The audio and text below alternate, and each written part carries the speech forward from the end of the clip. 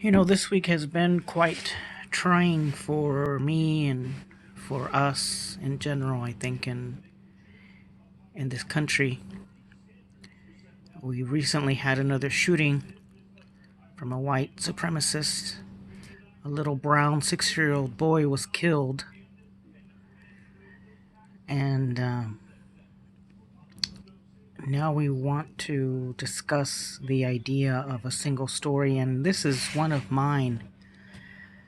For a while, I hoped that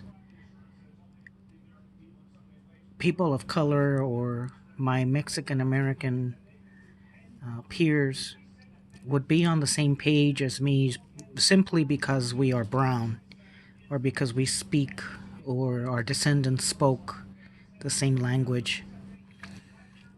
And today, just this morning, I was reminded of how erroneous my assumptions were. On the news this morning, there was an interview of four young Latinos, Puerto Rican and Cuban, I think, who were first generation Americans. And to my continued surprise, they were all Republicans, all had voted for Donald Trump, and all would vote again for Donald Trump. When they were asked about the situation at the border and the little girl and her father who had drowned at the river, they didn't seem to be sympathetic to the plight of the refugee-seeking people. They said that they should have crossed legally, that they should have followed the law. There was one young man, I think, that showed some compassion.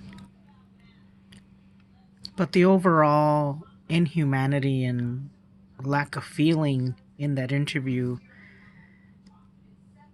was shocking, to say the least. And now, or we continue to encounter these single story situations. I am reminded of the right after 9/11, when the Muslim people faced an immediate change in how they were treated in general by everybody around them, by the majority of people around them. When before, they were pretty much ignored and left alone. But now they had to face fear of being labeled a terrorist or a bomb carrier or a religious extremist.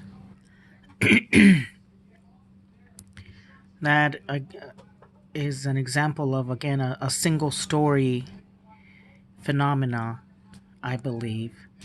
And the story changed, right? It changed right after 9/11. Their story shifted from a docile group of people to now a terrorist group of people, simply because of an event that occurred.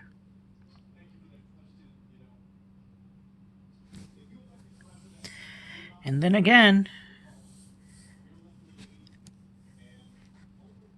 we have the example of the 19-year-old young man from Dallas who was crossing the border. And they didn't believe that he was an American citizen, although he had ID, birth certificate, and social security card. Wow. That really just took me for a loop. Because I have a birth certificate, social security card, and an ID. And I think I look more Mexican than he does. And I'm from El Paso, not from Dallas. Uh, you know, uh, Is anybody safe? Is anybody able to defend themselves with any kind of documentation? I don't know. It seems that we're not. The single minded story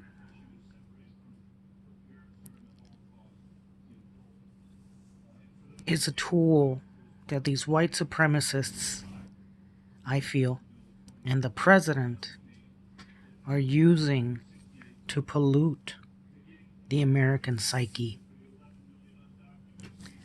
I think this is a phenomenon that we have seen in our history before, back 100 years, with how the white Americans believed that Mexicans were dirty. That's another area to talk about. But yes, those are my ideas on the single story phenomena. Thank you.